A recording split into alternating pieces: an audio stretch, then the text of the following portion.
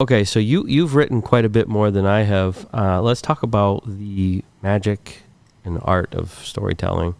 What do you prefer more, screenplays or novels?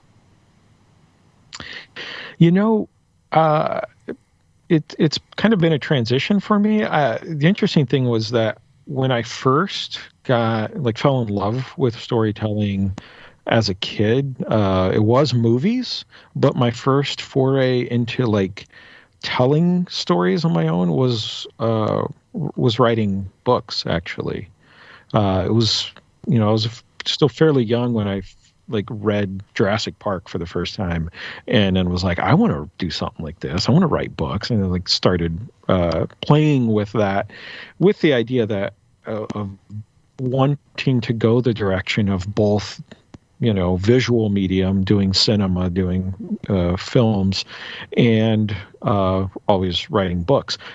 For several years there, as I pursued feature filmmaking as a career, I kind of lost track or set aside. I just didn't. I focused, intentionally on the filmmaking side of things, and so I didn't do as much narrative fiction writing short stories or writing novels and things like that. I kind of, put that on the back burner for a while, and then as I started looking at the prospects of doing more multifaceted storytelling and branching, really kind of building a platform for my first feature film.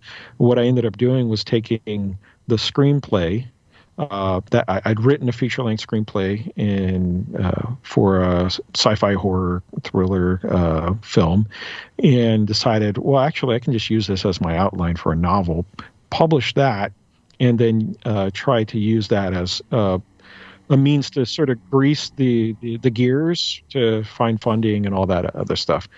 Never quite managed to do that. Transitioned into, working full-time with Votary in Milwaukee.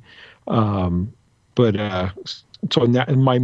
my main mode of storytelling now is writing novels and short stories at this point, outside of the storytelling I do for work.